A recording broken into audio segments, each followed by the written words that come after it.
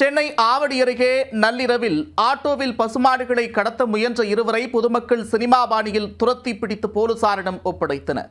மாடுகளின் கால்களை கட்டி கசாப்பு கடைக்கு தூக்கிச் செல்ல திட்டமிட்டவர்களுக்கு ட்விஸ்ட் காட்டிய சம்பவத்தில் நடந்தது என்ன?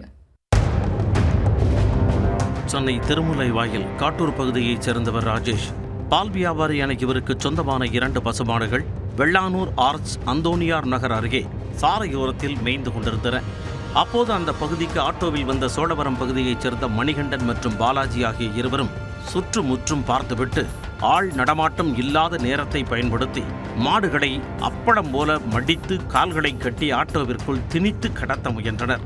அதைக் கண்டு அதிர்ச்சி அடைந்த மாட்டின் உரிமையாளர் ராஜேஷ் சத்தம் போட்டு கூச்சலிட்டுள்ளார். அவரின் அலறல் சத்தம் கேட்டு அப்பகுதி மக்கள் திரண்டனர். உடனே உஷாரான மர்ம நபர்கள் இருவரும் மாடுகளுடன் ஆட்டோவில் வேகமாக தப்பித்தனர். உடனடியாக இது குறித்து ஆவடி டேங்க் ஃபேக்டரி ரோந்து பிரிவு போலீசாருக்கு தகவல் தெரிவிக்கப்பட்டது.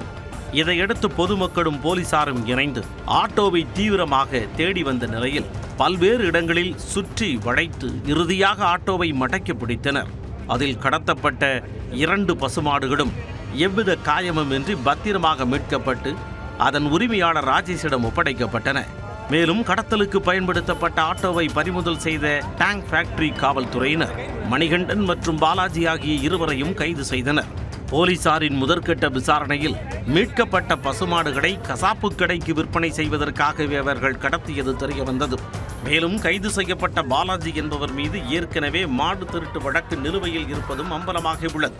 இச்சம்பவம் குறித்து டேங்க் ஃபேக்டரி போலீசார் இருவர் மீதும் வழக்கு பதிவு செய்து நீதிமன்றத்தில் ஆஜர்படுத்தி சிறையில் அடைப்பதற்கான நடவடிக்கைகளை மேற்கொண்டு வருகின்றனர்.